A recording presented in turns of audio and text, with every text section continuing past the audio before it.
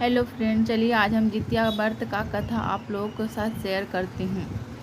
पौराणिक कथा के अनुसार एक बार एक गरुड़ और एक मादा लोमड़ी नर्मदा नदी के पास एक जंगल में रहते थे। दोनों ने कुछ महिलाओं को पूजा करते और उपवास करते देखा और खुद भी इस व्रत को करने की कामना की।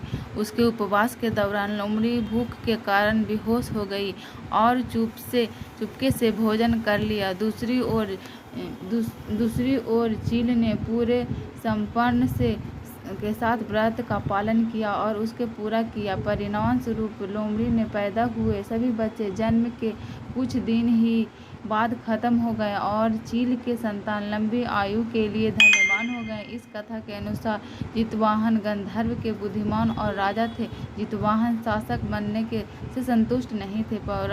परिणाम स्वरूप उन्होंने अपने भाइयों को अपने राजा की सभी जिम्मेदारियां दी और अपने पिता और की सेवा करने के लिए जंगल चले गए।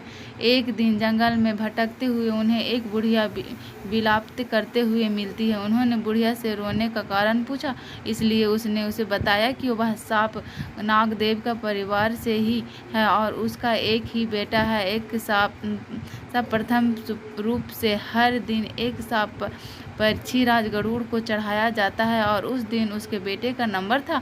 उसकी समस्या सुनने के बाद जितवाहन ने उन्हें आशीर्वाद दिया कि वह उसके बेटे को जीवित वापस लेकर आएंगे। तब वह खुद गरुड़ का चारा बनने का विचार कर चट्टान पर लेट जाते हैं।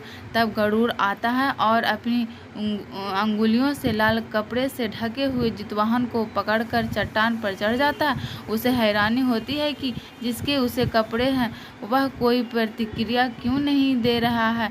तब वह जितवाहन को उनके बारे में पूछता है।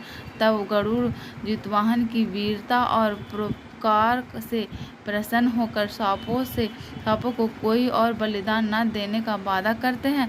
सामान्यता है कि तभी से ही संतान की लंबी उम्र के लिए जितिया का पर्व किया जाता है।